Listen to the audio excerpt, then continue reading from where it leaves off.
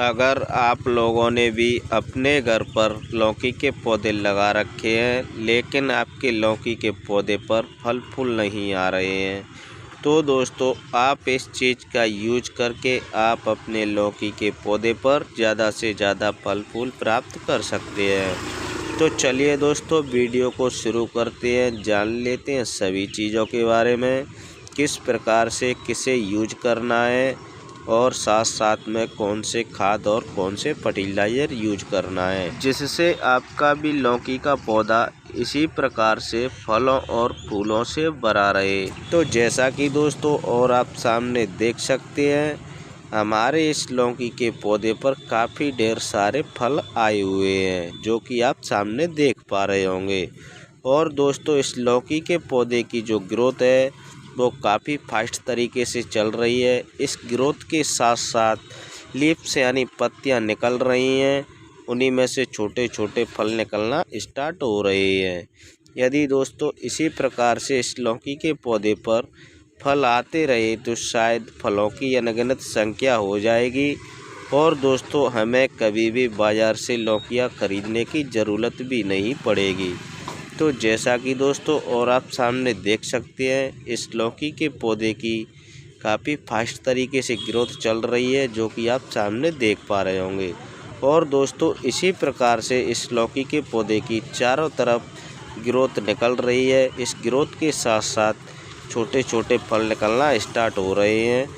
तो चलिए दोस्तों अब हम बात कर लेते हैं लौकी के पौधे की केयर के बारे में। लौकी की पौधे की केयर किस प्रकार से करनी चाहिए जिससे लौकी का पौधा इसी प्रकार से फलों और फूलों से भरा रहे। सबसे पहले दोस्तों आप अपने लौकी के पौधे की 10 से 15 दिन के बाद गुड़ाई ज़रूर कर देनी चाहिए।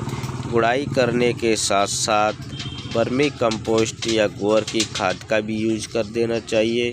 यदि दोस्तों आपके पास गोबर की खाद नहीं है तो आप वर्मी कंपोस्ट भी यूज कर सकते हैं। और साथ ही साथ आप अपने लौकी के पौधे में पानी भी यूज कर देना चाहिए।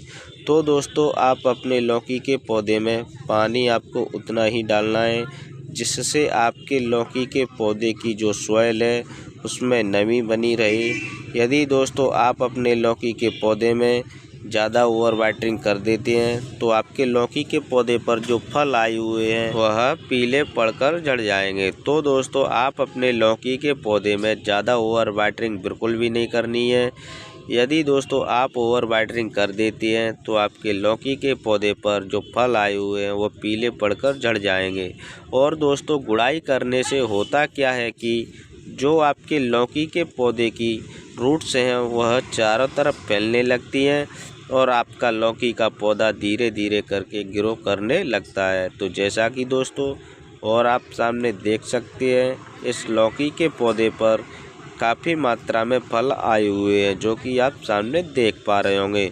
और दोस्तों यहाँ पर कुछ फल तो छोटे छोटे आए हुए हैं और कुछ फल यहाँ पर बड़े बड़े आए हुए हैं। तो जैसा कि दोस्तों और आप सामने देख पा रहे होंगे, इस लौकी के पौधे की जो ग्रोथ है वह काफ़ी फास्ट तरीके से चल रही है। इस ग्रोथ के साथ साथ छोटे छोटे फल निकलना स्टार्ट हो रहे हैं, जो कि आप सामने देख पा रहे होंगे। और दोस्तों इस लौकी के पौधे में कुछ तो फल यहाँ पर हार्वेस्ट करने लायक लगे हुए हैं, जो कि आप सामने देख पा रहे होंगे। तो चलिए दोस्तों अब हम बात कर लेते हैं कुछ खाद और फर्टिलाइज़रों के बारे में। हमें लौकी के पौधे के लिए किस प्रकार से खाद बनाना है और किस प्रकार से फर्टिलाइज़र बनाना है।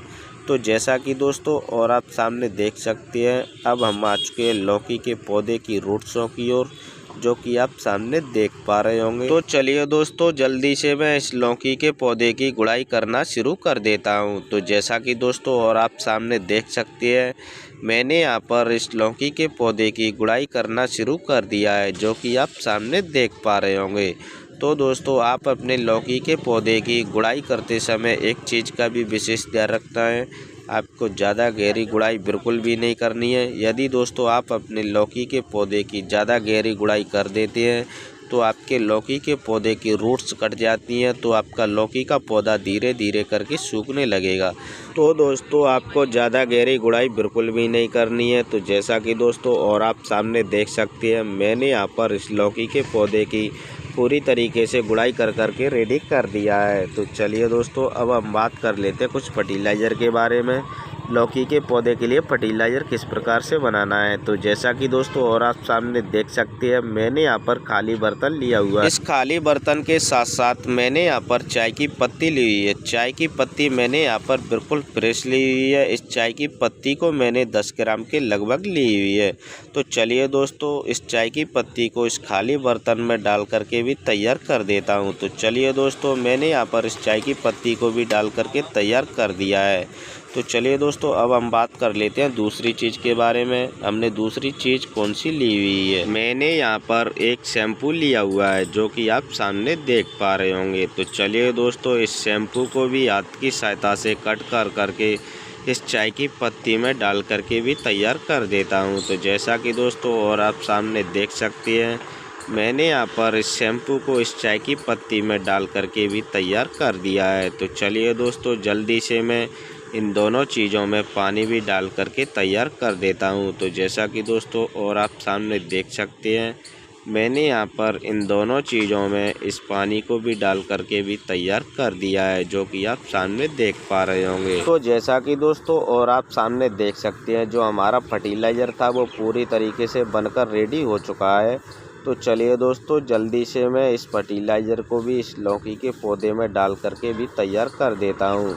तो जैसा कि दोस्तों और आप सामने देख सकते हैं, मैंने यहाँ पर इस लौकी के पौधे की जो दूर दूर तक गुड़ाई की थी, इस फर्टिलाइज़र को चारों तरफ डाल करके भी रेडी कर दिया है। जैसा कि दोस्तों और आप सामने देख सकते हैं, जो हमारा फर्टिलाइज़र था वो पूरी तरीके से डलकर रेडी हो चुका है। तो आप इतना काम कर लेते हैं तो आपका भी लौकी का पौधा इसी प्रकार से फलों और फूलों से भर जाएगा। तो उम्मीद करता हूं दोस्तों आपको ये वीडियो अवश्य पसंद आई होगी। वीडियो पसंद आई तो वीडियो को लाइक शेयर ज़रूर कर देना।